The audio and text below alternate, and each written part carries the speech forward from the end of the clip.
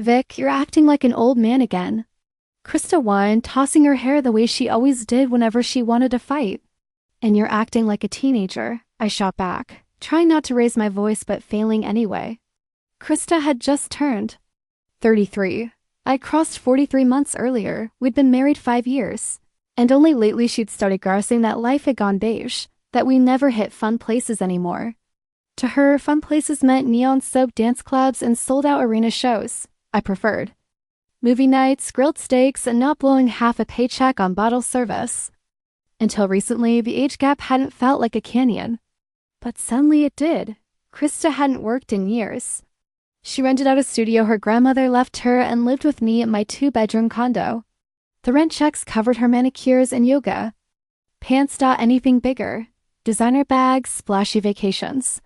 She fluttered her lashes and asked me to chip in a little. I didn't mind. The tenants kept the cash flowing. Then one month she started asking for real money for digits at a time, I figured. The renters had bailed, the units sat empty, and she needed help until she found new people. Navishi, marriage, right? Still, her routine shifted. Whole afternoons vanished. When I called on my lunch break, she always said she was busy catching up with the girls. Grabbing iced lattes, whatever, yet she walked through our door at the exact moment I got home from. Work or later, where were you this time? I asked one Wednesday when she strolled in after 9. Amanda and I had brunch, Victor. I'm allowed to have a social life, she snapped, rolling her eyes. The mood swing set off silent alarms in my gut. A week later, I had to drop paperwork at a notary near Krista's rental place. Paper signed, I should have headed straight back to the office, but instinct tugged me toward her building. Lights glowed behind her third-floor windows. Odd, because according to Krista, nobody lived there right now. Curiosity steered me upstairs. While I climbed, I called her. Hey, babe, where are you? At my place cleaning.y. Oh, cool, thought I'd swing by, I said, and knocked on the door before she could object. She opened up wearing yoga leggings and a nervous smile. The foyer smelled like men's cologne. I glanced down. A pair of size 12 Nike trainers I'd never seen sat by the welcome mat. My pulse spiked. I pushed past and spotted a 20-something guy at the dining table, leafing through a paperback like he owned the place.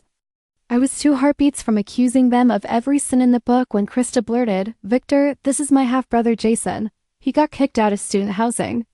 I told him he could crash here until campus sorts it out, so I paused renting the place. I meant to tell you, Jason, brown hair, baby face, maybe 20.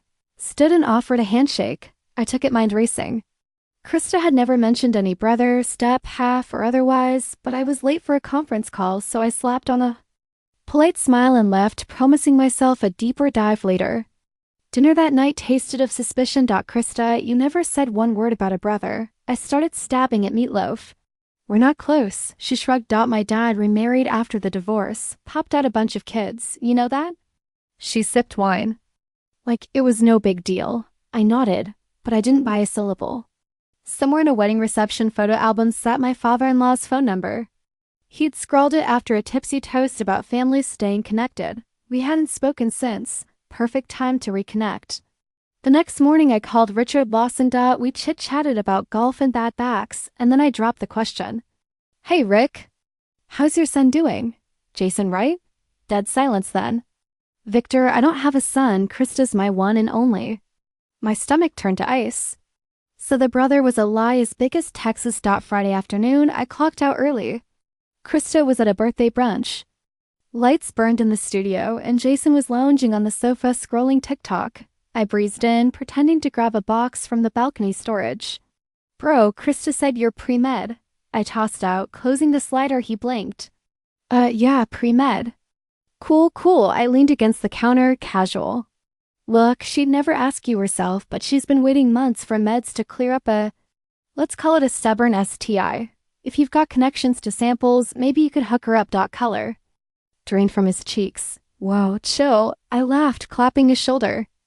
Can't catch it off coffee mugs. You'd have to sleep with her, and obviously that's not happening, right? Jason mumbled something, stuffed his charger and toiletries into a backpack, and bolted down the stairs like the building was on fire. I nearly pulled a muscle laughing, picturing the poor kid sprinting to the nearest clinic, begging for blood work. Phase 2, Krista. No trickery, just consequences. I spent Saturday boxing her clothes, shoes, skincare, everything, and lining the bags in our entryway.